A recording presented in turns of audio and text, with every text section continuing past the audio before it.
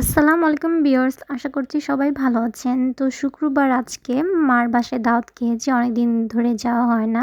তো মা দুপুরবেলা দেখি পোলাও, রোস্ট রান্না করেছে আমাদের জন্য। বাসায় সবসময় তো নিজের রান্না খেতে হয়, কোনো স্বাদ পাই না। তো অনেকদিন পর মার হাতের খাবার খেয়ে মনটা ভরে গিয়েছে।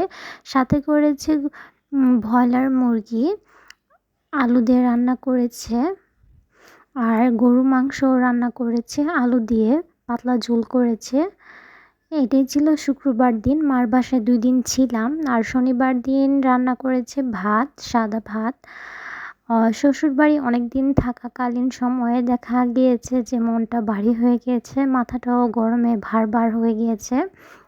তো সব মিলিয়ে কোনো দিক দিয়ে ভালো লাগছিল না, অশান্তি মনে হচ্ছিল। এর জন্য হুট করে বাসায় চলে যাই।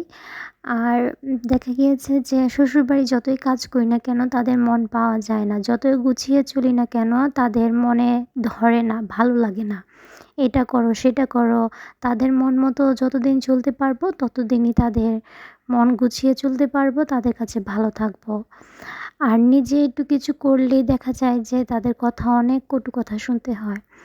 এখানে চিংড়ি মাছ দিয়ে রান্না করেছে লতি, তারপরে বাটা মাছ দিয়ে আলু দিয়ে রান্না করেছিল, রুই মাছ দিয়ে সজনে ডাঁটা দিয়ে রান্না করেছিল। আর এটা হচ্ছে রবিবার দিন সেম বাসায় চলে আসবো দেখে মা রান্না করেছে আবার পোলাও, রোস্ট, গরুর মাংস আলু দিয়ে পাতলা ঝোল করেছিল আমার মেয়ের জন্য। আমার মেয়ে গরুর মাংস খেতে পছন্দ করে, স্পেশালি নরম যেটা। আর এটা হচ্ছে কক মুরগি রান্না করেছে আলু দিয়ে, পাতলা ঝোল করেছে, খুবই মজা ছিল। আর এটা হচ্ছে সোমবার দিন সকালে আমার শ্বশুর বাসায় আমি বেগুন ভেজেছিলাম বেসন দিয়ে। আর করেছিলাম মুরগির মাইটা, গিলা কলিজা, এগুলো ভুনা করেছিলাম পান্তা ভাত দিয়ে খাওয়ার জন্য, অনেক গরম। আর একটু ছাদে যে আমার যে লেবু গাছটা আছে সেটা দেখছিলাম।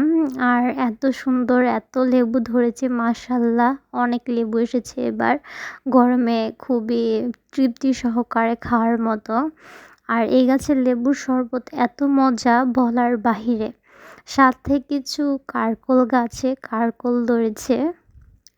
দুপুরের জন্য রান্না করেছিলাম গরম ভাত। দেখা যায় যে আমার শ্বশুর শাশুড়িরা ঠান্ডা হলে খেতে চায় না, তাদের শীত গরম সব সময় গরম ভাত লাগে। তো সব সময় ঝটপট রান্না করতে হয়। আর সাথে ছিল কারকোল ভাজিতে আমি অল্প পরিমাণ কালিজিরা অ্যাড করেছিলাম, যেহেতু বাসায় চিংড়ি মাছ ছিল না, ধনিয়া পাতা ছিল না। আর ধনিয়া পাতা থাকলে ধনিয়া পাতা একটু দিতাম কুচি, অনেক ভালো লাগতো।